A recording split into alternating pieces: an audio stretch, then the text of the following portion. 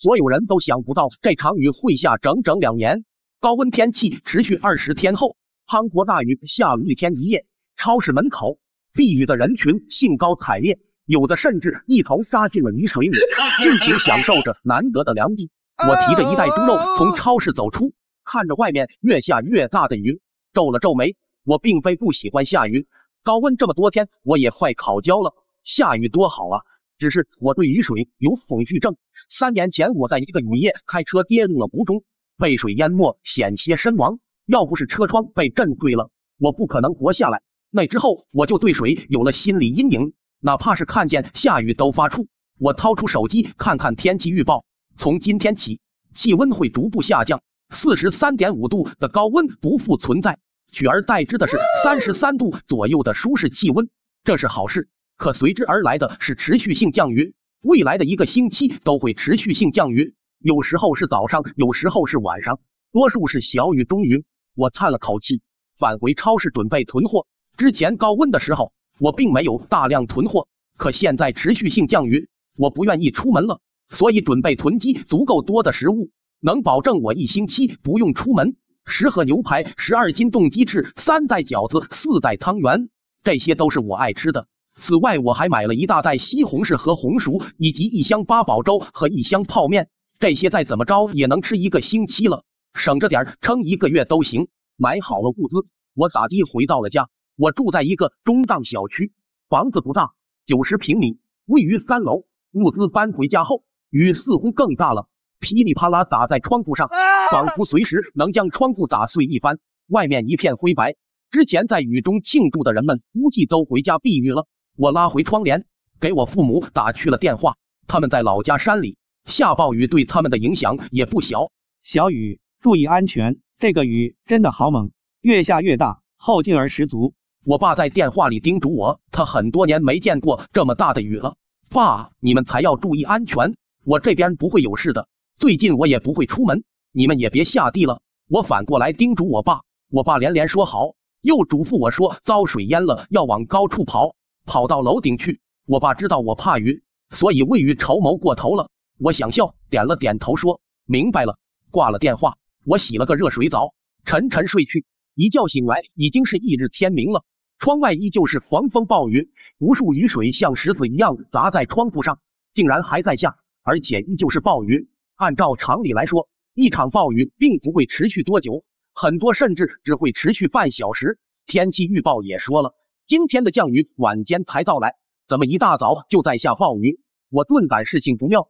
各位尊敬的业主，目前气象局发布了暴雨红色预警，请尽量不要外出，务必关好门窗，以免造成不必要的损失。暴雨红色预警指的是3小时内降雨量将达到100毫米以上，这个降雨量非常夸张了。政府部门已经必须要做好防暴雨应急和抢险工作，各种户外作业必须停止。群里很是热闹，不过大家并没有慌张，一些人甚至开玩笑说多下几天呗，凉快。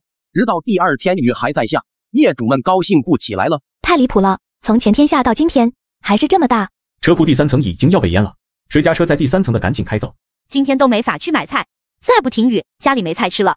我没有参与讨论，只是去检查了窗户，确定锁好了才放心。由于我囤了很多货，所以暂时不担心吃的。我不信它能下1个星期，然而它真的下了1个星期。我每天早晨起来都发现雨还没停，而且雨势并没有减弱，依旧是最高的红色预警级别。我的窗户已经在摇晃了，缝隙里渗入了不少雨水，这不得不让人恐慌。我父母多次打来电话询问安危，我只能说没事，一切都好。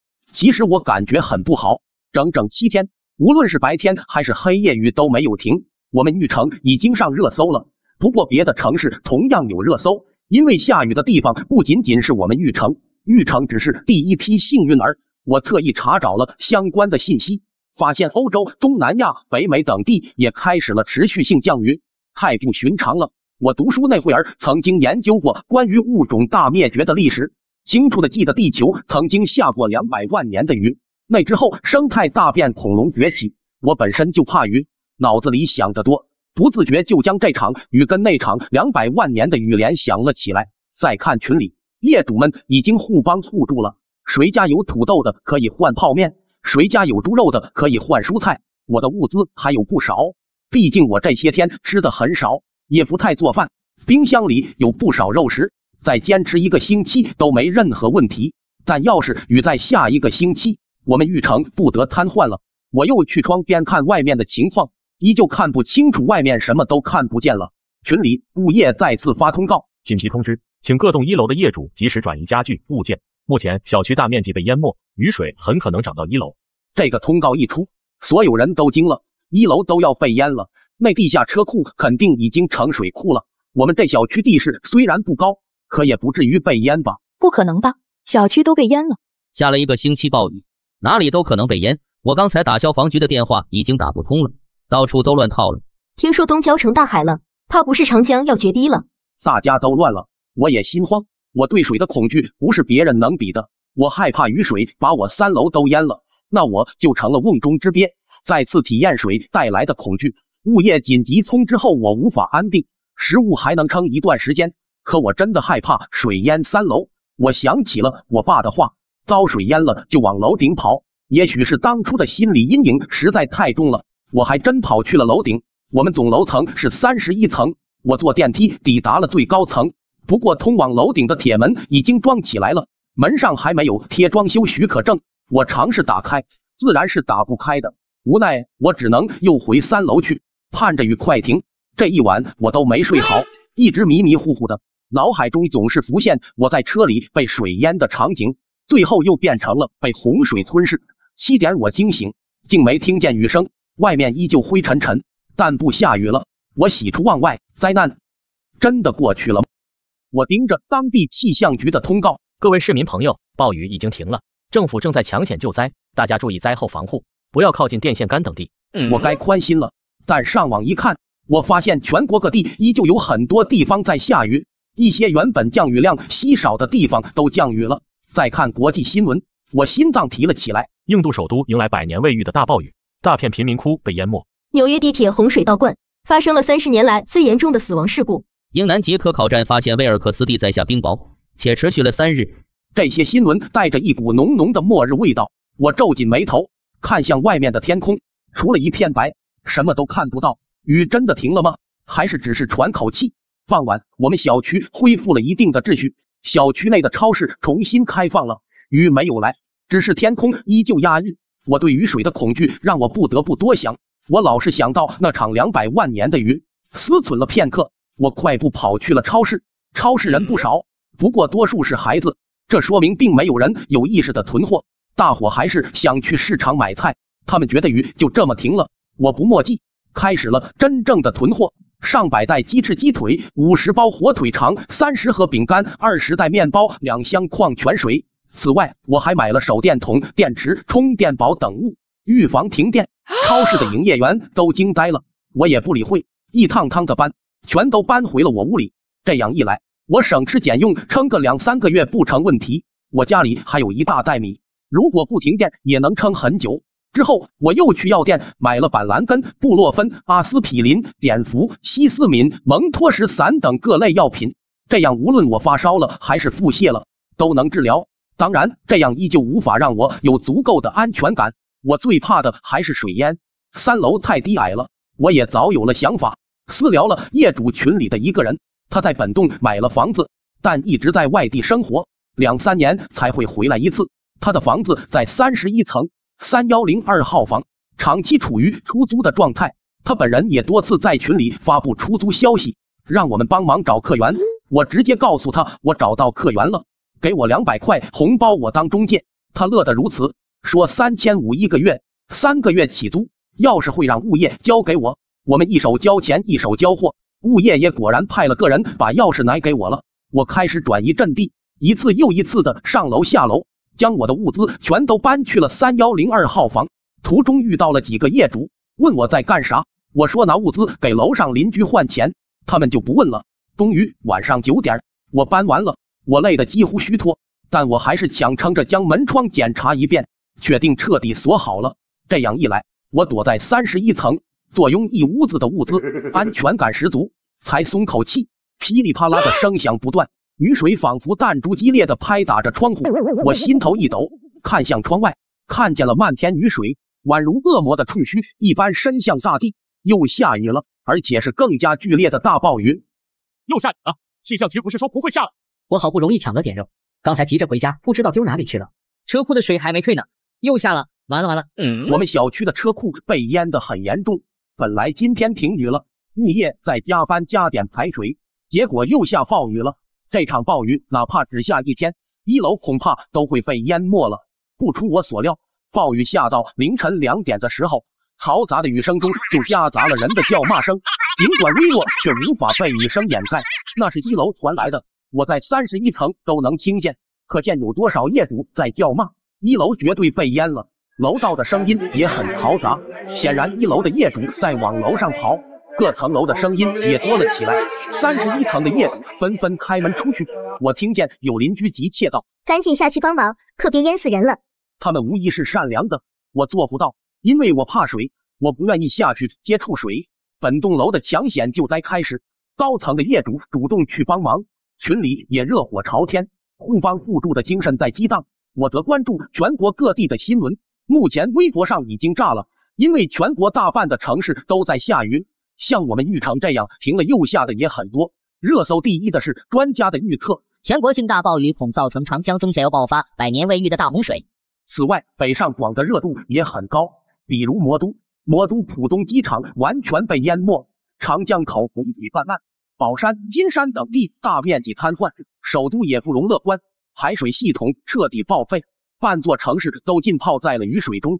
这些消息让我胆寒。本来最开始我们玉城是热搜中的第一，现在玉城已经无关紧要了，这说明什么？说明暴雨实在太猛烈了，国内的经济大城都要被淹了，上院已经腾不出手来管我们玉城了。我的危机感爆棚，不仅仅源于我的惧水心理，更源于全国各地的灾难性新闻。我又一次想到了那场下了200万年的雨，现在的暴雨绝对不正常，已经无法用常理来解释，这可能是一次生物大灭绝。我赶紧上网查找相关信息，重点放在2方面，一是如果一直下雨会怎么样，比如说连续下1个月、3个月，甚至是1年；二是我该如何自救。查了半天，竟没有找到关于自救的详细办法，似乎除了躲在高处别无他法。而如果雨一直下，后果极其严重，半个月左右电力就会受损，可能停电停网，并且无数人因为潮湿而生病。1个月左右，低洼地区就会被淹没，各地会爆发大规模洪水、山体滑坡等。2个月后，小规模饥荒开始，到处都是饿死的人。4个月，传染病开始流行。6个月，动植物大量死亡，低海拔地区被淹没。等到1年，除了高海拔地区和高山，全球或许就看不到陆地了，太恐怖了！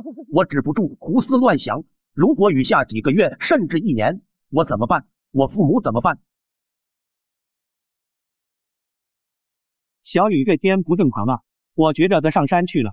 咱们五娘山2000多米高，有山洞可以躲。我爸平时大马哈，这次竟然想上山了，他着实是怕了，是不是村子被淹了？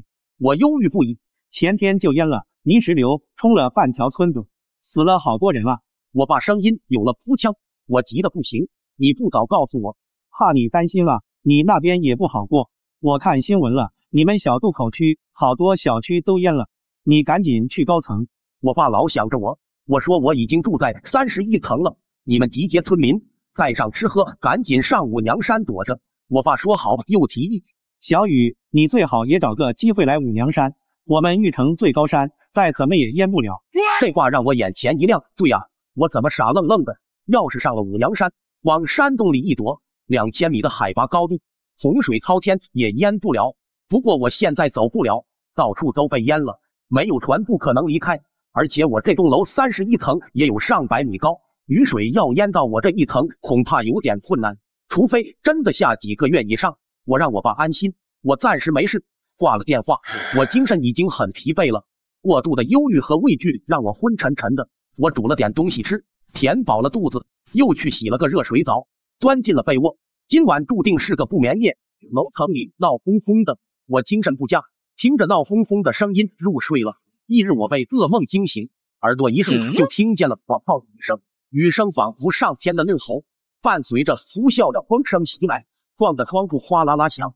楼层已经不太吵闹了，我估计大伙都累惨了，低层的跑到了高层的家里歇息去了。我走出客厅，然后吃了一惊，客厅已经积了一层雨水，天花板的一角正在漏水，窗户的缝隙也不断有雨水渗入，这就是高层的坏处。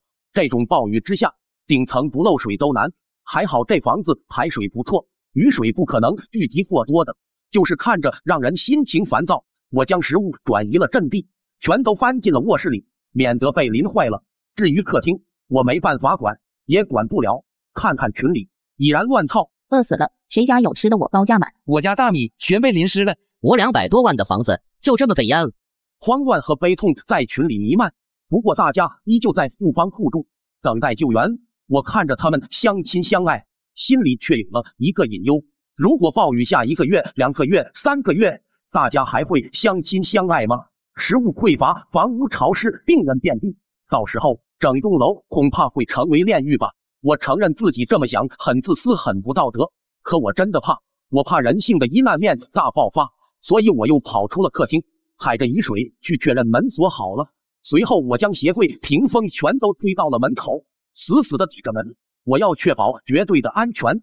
这样的大铁门隔绝外面，就算是丧尸围城都不怕。如果有人来敲我的门，我就装哑巴，毕竟这套房一向没人住。连续3天，直到停电了也没有人来敲门，而暴雨越来越大，什么红色预警已经无法形容了，物业也没了动静，恐怕物业室都被淹了。我吃了午饭后，听见了屋外的嚎呼声，2楼、3楼全淹了，我的家啊！太可怕了，我看4楼也快被淹了。按照这个水势来看，市区的政府部门肯定也全淹了。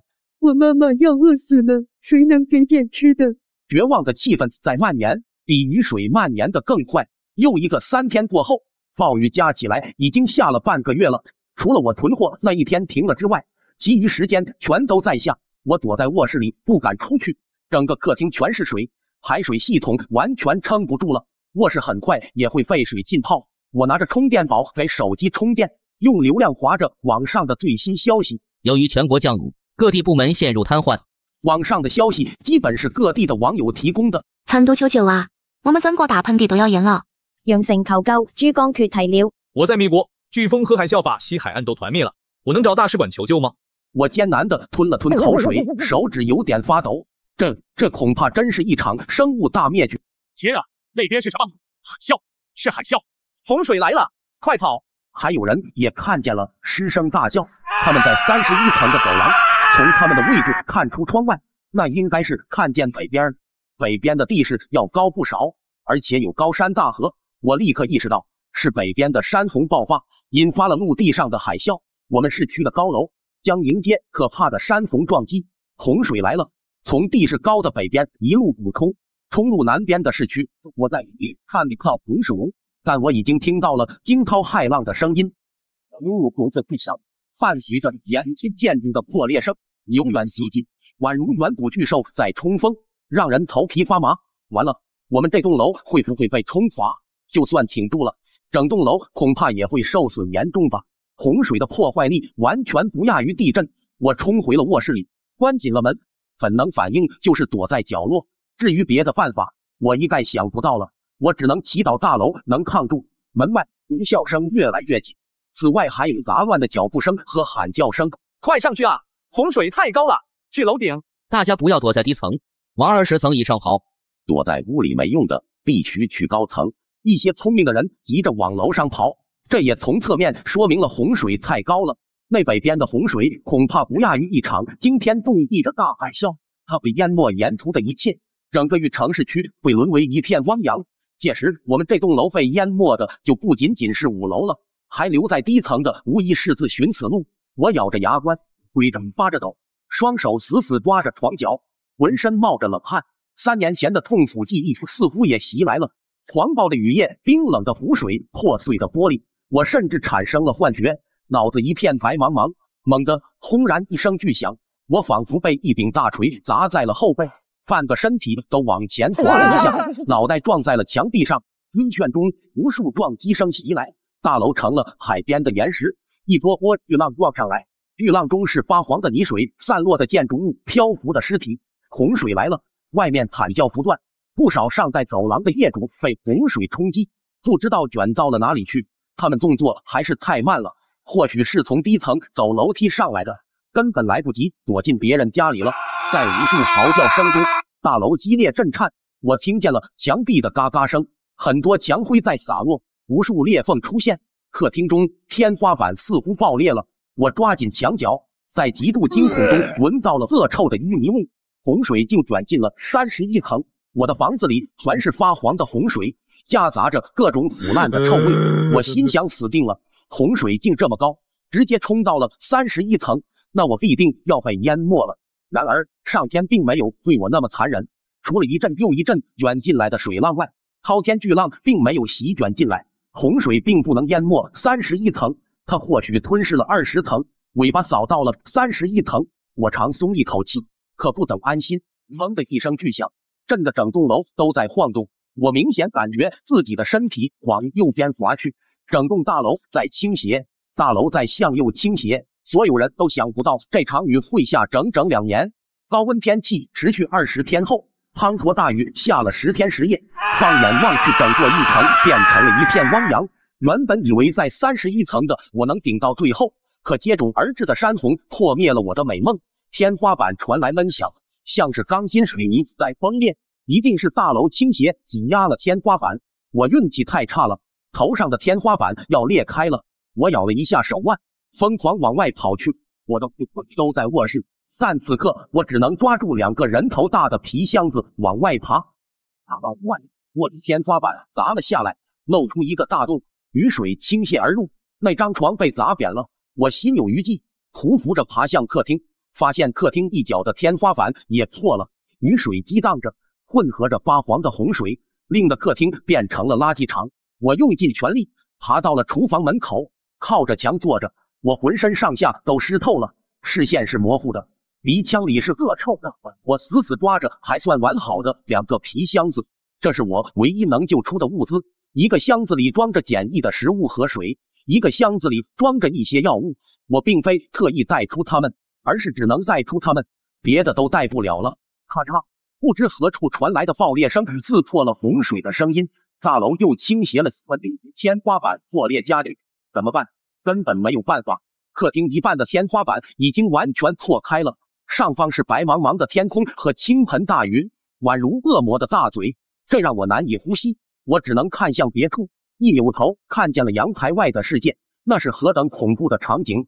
赤黄色的洪水咆哮奔流，载着无数的树木、建筑、死人，就这么一路向南奔流，沿途一切都被摧毁。我看见对面的大楼已经倒塌，而我们这一栋楼恐怕被淹没到了20层以上。我终于看见了洪水，那赤黄色的恶魔在玉城收割一切，不知道带走了多少条生命。这种绝望的场景令得我心态崩溃了。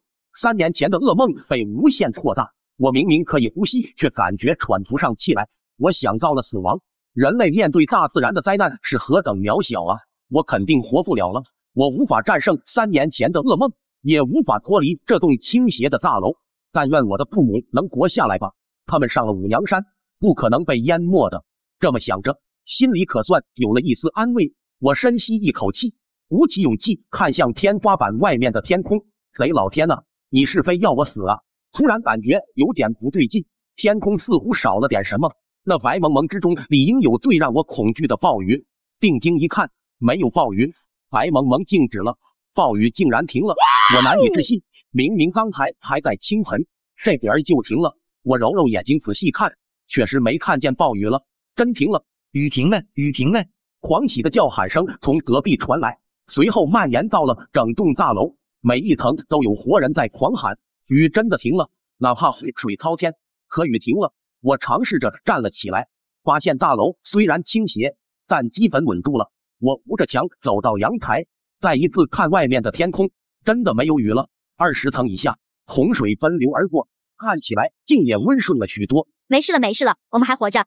邻居们都在阳台喊，相互鼓励。我心想，原来周围还有这么多人呢，一瞬间竟被感染了，说不出是什么感受。人类真是集体动物啊！劫后余生，听着邻居们的叫喊，我竟感觉到了一丝暖意。我对活下来的渴望又强烈了起来。我必须去五娘山，现在绝对不是安全的。只要天空一直是白蒙蒙的，我就不信雨真的停了。我必须离开这里。只要有一艘船，我可以顺着洪水走，去往东南方向的五娘山。只要在暴雨再次降临前抵达五娘山，我就能活下来。暴雨下了10天10夜后，大楼里弥漫着一股腐烂味，这可能是传染病流行的前兆。洪水带来了太多细菌了，而我们大楼又死了太多人。20层以下的房屋里泡着多少尸体呢？我走到门边，聆听着大火的声音，心有戚戚。这灾难面前，一个人的力量何其渺小。等暴雨再次降临，什么人性阴暗面都是假的，所有人都得死，必须联合起来自救。我有药。我开门而出，众人看过来，诧异不已。这屋里怎么有人？我不答，将装着药品的皮箱子打开，露出了很多常用的药，布洛芬、保济丸、云南白药等等。由于保存完善，这些基本都还能用。太感谢你了，谢谢谢谢。抱着孩子的妇女喜极而泣，手都在抖。旁边一个高大的男人开口：“有药就好办了，我来给孩子喂布洛芬。”我看向他，他一身黄水，显得十分狼狈，但面容很俊秀，朝我一笑：“我是人民医院的医师梁宇，你好。”我点头说：“我叫小雨。”这种时候，自私也好，伟大也罢，不过是想活着，我们也必须活着。我便开口：“我们得离开这里，暴雨肯定还会下的，我们不能赌它停了。”众人脸色一变，我感觉很多人都猜到了，暴雨肯定还会下，只是没有人愿意说出来。梁宇沉声道：“确实不能赌。小雨，你有什么想法？”找一艘船去东南郊区的五娘山，趁着暴雨停歇，洪水平缓，我们有机会抵达五娘山的。我说出了自己的想法，众人对视，纷纷来劲了。当然也有人怂，20多公里啊，而且沿途那么多障碍物，洪水虽然平缓了一些，但毕竟不是河道。再说了，万一中途下暴雨了怎么办？这些顾虑是情有可原的，我也想过。可如果不走，留在这里必死无疑。大楼已经倾斜了，只要再下暴雨，洪水一旦猛涨，大楼肯定会倒塌。梁宇开口：“而且我们没有食物了，就算可以一直躲在大楼里，最后也会活生生饿死，不如一搏。”他跟我想法一样，众人对视，都琢磨了起来。这时，一对双胞胎兄弟站出来：“我们是划水运动员，只要有船，我们可以掌舵。”众人大喜过望，立刻有了信心。那么唯一的问题只剩下船了。嘉陵上游就有船厂，也有很多渔船，洪水是从那边来的，应该会冲一些船下来。我们去大楼北侧看看能不能捞到船。一个戴着眼镜的男人提出了想法。老茂就是船厂的工人，他这么说了，肯定有船。有人认识老茂，觉得有道理。有人喜道：“真有一艘船横在那里，可能是21层。”我也去看见了那艘破船，那就是一艘渔船，长度不过10余米，已经破破烂烂了，但没有沉，说明主体构架还算稳固。高层还有不少业主现身，听说了我们的打算后，一些人加入了团队，一些人则躲了回去。显然不是所有人都敢去五娘山，加上暴雨停了，给了很多人错觉，以为安全了。我一直留意着天空，发现它除了白蒙蒙之外，什么都没有变。我记得上一次中途停雨，停了1天吧，这一次又会停多久呢？所有人都没想到这场雨会下整整2年。原本以为盘踞高层的我能够顺利走到最后，直到滔天的山洪席卷了全城，整座城市变成了一片汪洋。趁着停雨的间隙，我们打算前往五娘山避难。我心里总是不安，总是看天黑，害怕暴雨突然降临。幸好天亮后暴雨没有降临，甚至东边有了一抹光刺破了白蒙蒙的死寂。按照原计划，今早我们第一批人去五娘山，可不少人不愿意去冒险了。太阳都出来了，不可能下雨了，那船破破烂烂的，怎么去五娘山？是啊，还是等洪水退吧，不要冒险了。我不去了，我就在这里啃生米。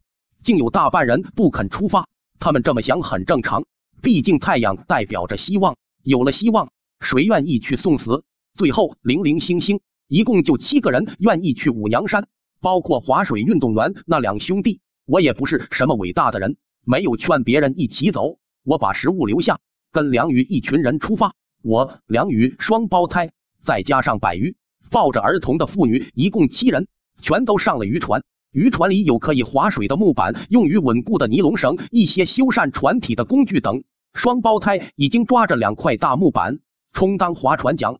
船下的洪水波荡不息，虽然没有昨天那么恐怖，但也不容小觑。我作为最怕水的人，缩在渔船尾部，双手抓着绳子，全身都在发麻。我不敢看下面的洪水，肚子里一阵阵反胃。3年前的噩梦萦绕而来，我太怕掉下去了，太怕被水吞噬了。怎么了？梁宇弯腰查看我的情况，我勉强笑笑，有点晕船。快出发吧！跟众人挥手告别，7人出发。前方是一望无际的洪水，整个城市都被淹没了，只有一些孤零零的高楼耸立在水中，高楼上还有人朝我们挥手求救，可我们哪里能救他们？东南方向有河道，我们只要进了河道，就能顺利抵达五娘山一带了。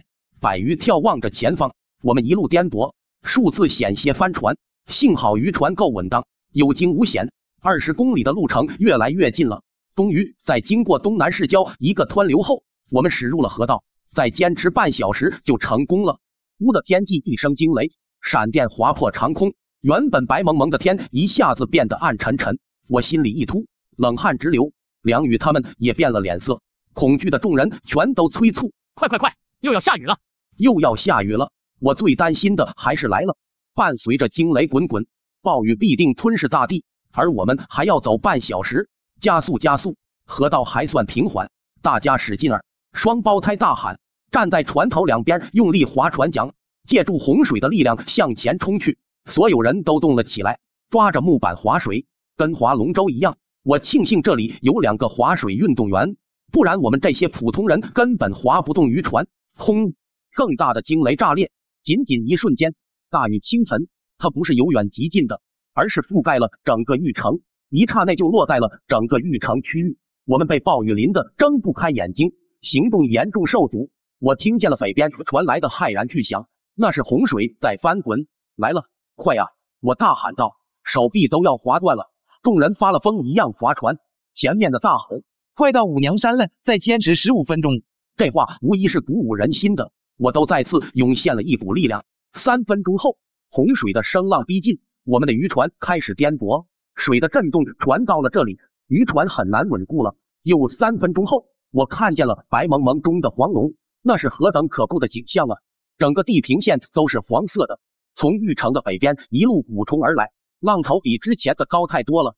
这一次的洪水绝对会吞噬30余层，整个市区很难再有活人，而我们若被洪水追上，一瞬间就会被撞得粉身碎骨。天哪，完了！其余人也看到了洪水，瞬间吓得瘫痪，根本无力划船了。快划！洪水起码还要10分钟才到，相信我，我撒了个谎。其实洪水最多5分钟就到了，我们必死无疑。后方轰隆隆的巨响不断逼近，从地平线一路平推，10数米高的水浪咆哮着扑打着，撞碎一栋栋建筑。洪水越来越近了，而我们的船越来越慢，因为洪水震荡太激烈了。别说5分钟了，就算真的还有10分钟，恐怕也逃不出去。双胞胎兄弟回头看我，大船前方竟有一艘大渔船逆流而上，足足30米长，破浪而来。发动机的螺旋桨搅碎了洪水，我大喜过望，这是幻觉吗？这种情况下竟有渔船逆流而上。小雨，是小雨吗？船头一个老汉抓着铁索朝我们大喊，他的身影都是模糊的。暴雨太大了，我全身一颤，爸！我大哭起来，往船头跑去。大渔船上10余个汉子叫着，快用网把他们拉上来。船赶紧掉头，显然我们得救了。劫后余生，高达2000多米的五娘山我们终于登上了，山腰都有1000米高，而目前洪水只淹没了100米，我们非常安全。此后我们安稳了下来，只要不生病，在五娘山还是很安全的。一袋袋大米堆在最干燥的山洞里，里面还有铺满地的玉米和土豆，甚至还挂着密密麻麻的腊肉。我不得不佩服那些村民，他们太厉害了，估计是把整村的物资都搬上了山。半年后，天空阴沉沉的，偶尔也能看见太阳。2年后，雨彻底停了，阳光透过白雾，照在了五娘山的山顶，也照在我们的身上。我一边流泪一边笑，看看抱着女儿的妇女，戴着眼镜的茂爷爷，再看看手拉手的双胞胎兄弟，还有百余老弟，心想真好啊。百余看着我，我问他看什么？宇哥，你侧脸真帅。这憨批，我正脸也帅。